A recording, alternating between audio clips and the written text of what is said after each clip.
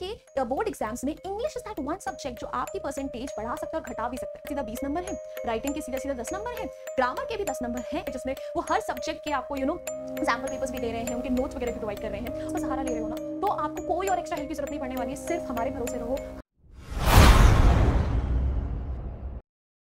Hello Munchkins, welcome back to the channel. My name is Ocean and I am an English educator on the platform of Unacademy. और आज मैं एक आपको काफी important question का जवाब देने वाली। और आखिर क्या है वो सवाल? That is NCERT enough to score full marks or at least 95 plus in English? कि भाई क्या सिर्फ आप NCERT के ही भरोसे इंग्लिश में 95 प्लस स्कोर कर सकते हो? भाई आप मानो या ना मानो, आपके बोर्ड एग्जाम्स में English is that one subject जो आपकी परसेंटेज बढ़ा सकता है और घटा भी सकता है, बिकॉज इंग्लिश में ही सबसे ज्यादा बच्चों के मार्क्स लूज होते हैं, because they consider it very easy, they do not pay attention to it from the beginning of the session itself. और अगर आप भी ये गलती अपनी लाइफ में अपने बोर्ड एग्जाम्स में करने वाले हो तो प्लीज रुक जाओ, stop right now and please make sure that you watch this video until the very end to find the answer to this question along with me. So what are you waiting for? जल्दी से video को like कर दो, channel को subscribe कर दो और कर दिया है तो एक फायर इमोजी जाके स्पैम कर दो।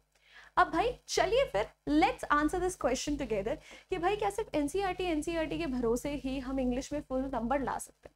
तो भाई अगर आप लोगों को इंग्लिश का पैटर्न पता है कि बोर्ड्स में इंग्लिश के एग्जाम में कौन से सेक्शंस आते हैं, तो आपको पता ही होगा कि भाई रीडिंग, राइटिंग, ग्रामर और लिटरेचर, ये 4 सेक्शंस होते हैं जो कि आपके एग्जाम्स में इंक्लूडेड होते हैं, जहां पर रीडिंग के सीधा सीधा 20 नंबर है, राइटिंग के सीधा सीधा 10 नंबर है, ग्रामर के भी 10 नंबर है and literature is the most important portion, ठीक है, जिसके आपके 40 मार्क्स का वेटेज होता है, यानी सीधा सीधा 50% का वेटेज होता है when it comes to written exam. But guys, जो आपकी एनसीईआरटी है, फुटप्रिंट्स विदाउट फीट है, ठीक है, जो आपकी दूसरी किताब है फर्स्ट फ्लाइट है, उसमें तो सिर्फ लिटरेचर पोर्शन के लिए ही चैप्टर्स मेंशन है। तो ये रीडिंग, राइटिंग और ग्रामर का क्या?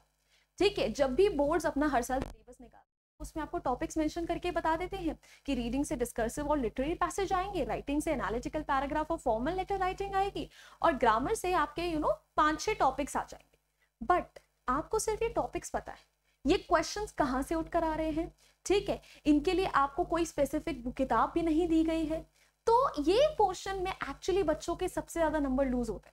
बल्कि अब तो लिटरेचर सेक्शन भी उतना इजी नहीं रहा जितना पहले हुआ करता था।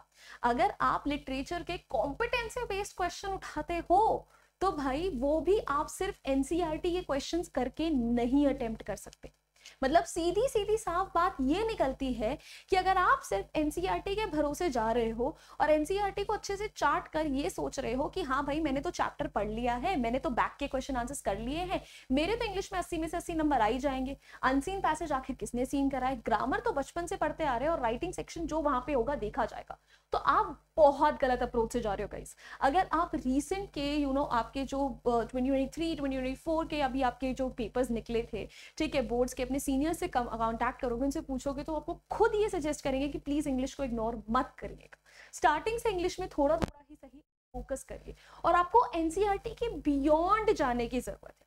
ठीक है, तो इस सवाल का तो जवाब मिल गया कि भाई हाँ आपको एनसीईआरटी के बियॉन्ड जाना पड़ेगा, क्योंकि सिर्फ एक लिटरेचर सेक्शन है, ठीक है, जिसको आप अटेम्प्ट कर सकते हो एनसीईआरटी के थ्रू, बट उसके लिए भी पूरी कंप्लीट नॉलेज नहीं दी गई। अब मैम वो एक्सटर्नल हेल्प आखिर हमें मिलेगी तो मिलेगी कहाँ से? देखो, 2 तरीके, या तो आप जाओ अपने मार्केट से कोई अच्छी खासी महंगी रेफरेंस बुक उठा के ले आओ, उसके सारे क्वेश्चंस वगैरह कर लो, हो सकता है आपको आइडिया आ जाए, बट जब तक कोई उन क्वेश्चंस को समझाने वाला आपके सामने नहीं बैठा होगा ना, तब तक आई डोंट थिंक कि वो क्वेश्चंस को अटेम्प्ट करने का कोई फायदा बनता है। वरना सारे के सारे बच्चे यही तो करते हैं, मैथ्स के लिए आर.एस. अग्रवाल उठा के ले आई, फिजिक्स के लिए भी डिफरेंट बुक्स उठा के ले आए, उसमें से क्वेश्चंस अटेम्प्ट करे, ठीक है, टीचर्स की जरूरत क्या है? तो भाई मैं आपके पैसे यहाँ बचा रही हूँ, अगर आपको कोई रेफरेंस बुक चाहिए तो प्लीज आप क्या बोलते हैं अनअकैडमी की रेफरेंस बुक्स को ले सकते हैं, ठीक है, 9th and 10th के लिए उनका एक अच्छा खासा कैप्सूल है जिसमें वो हर सब्जेक्ट के आपको सैम्पल पेपर्स भी दे रहे हैं, उनके नोट्स वगैरह भी प्रोवाइड कर रहे हैं। और अगर आप मेरे सेशंस को रेगुलरली फॉलो करते हैं तो आपको किसी रेफरेंस बुक की भी जरूरत नहीं पड़ेगी, ये मेरा आज आपको दावा है। ठीक है, कि अगर आपने मेरे कराए हुए कॉम्पिटेंसी बेस्ड क्वेश्चन कर लिए, मेरे कराए हुए ग्रामर के क्वेश्चंस प्रैक्टिस कर लिए, जो मैं सैम्पल पेपर्स इंट्रोड्यूस करती हूँ उन्हें कर लिया अनअकैडमी के चैनल पे और एप्लीकेशन पे, you don't need any other extra help और extra book to attempt your paper and make sure कि इंग्लिश में आपके 95+ है। सो बेटा, this is your calling, this is your reminder कि भाई इंग्लिश को हल्के में लेना बंद कर दो, ठीक है, और सिर्फ एनसीईआरटी के भरोसे बैठना बंद कर दो। बिकॉज आई थिंक इंग्लिश के बियॉन्ड भी जो सब्जेक्ट्स हैं, ठीक है, उनको चाहे आप इंग्लिश से तो बेटर ही कर पाओगे एनसीईआरटी के भरोसे, but still you would require that extra help. So अगर आप अनअकैडमी के टीचर्स का सहारा ले रहे हो ना, तो आपको कोई और एक्स्ट्रा हेल्प की जरूरत नहीं पड़ने वाली है, सिर्फ हमारे भरोसे रहो, हम आपकी नैया अच्छे से पार करा देंगे। सो ये रहा आपका सवाल भाई, कि नहीं सिर्फ एनसीईआरटी के भरोसे तो इंग्लिश में 95+ आने से रहे, तो प्लीज थोड़ा सा अपने आप को जागरूक कर लीजिए। चलिए फिर दैट्स इट, यही मुझे आपके साथ डिस्कस करना था। बट उसके बियॉन्ड भाई, अगर आप लोग चाहते हो कि आप मेरे सेशन सारे के सारे फॉलो करो, बिकॉज यूट्यूब पे हम सारे सेशंस नहीं लेकर आते हैं, ठीक है, जिस तरीके से यूट्यूब पे हम आपकी फ्री क्लासेस लेते हैं, कुछ उसी तरीके से हम आपकी एप्लीकेशन पे भी फ्री क्लासेस लेते हैं, तो प्लीज जाके उन्हें भी चेकआउट करिए, ठीक है। आप नोट्स डाउनलोड कर सकते हो वहाँ से, पोल्स में पार्टिसिपेट कर सकते हो, आप चाहो तो आप मेरे पेड बैचेस को ज्वाइन कर सकते हो, और कोई भी पेड बैच ज्वाइन करते हो तो OP05 कोड लगाना मत भूलिएगा, ताकि आपको हर चीज मिल जाए, एक्स्ट्रा डिस्काउंट भी मिले और उसके साथ साथ एक्स्ट्रा पढ़ाई भी मिले। और बैचेस की बात निकल ही रही है, तो आई एम श्योर कि बहुत सारे बच्चे होंगे जो कि मिड टर्म्स के आने के बाद से ना, मतलब उनको जैसे पता चला होगा कि मिड टर्म्स आ रहे हैं, तो बहुत ज़्यादा एक ऐसा बैच खोज रहे होंगे जो कि मतलब थोड़ा कम प्राइस पे भी हो, जहाँ पे स्टार्टिंग से पढ़ाई हो जाए और टीचर भी अच्छा खासा हो। तो भाई प्लीज़ अपने ऑफलाइन ऑनलाइन दूर दूर खोजना बंद करिए, बिकॉज यहीं पर आपकी खोज खत्म होती है। बिकॉज इंडिया के टॉप एजुकेटर्स आपको सारा का सारा सिलेबस A to Z कराने वाले हैं, ठीक है। 9 महीने का आपको सब्सक्रिप्शन मिल रहा है सिर्फ और सिर्फ 7,499 रुपीज में।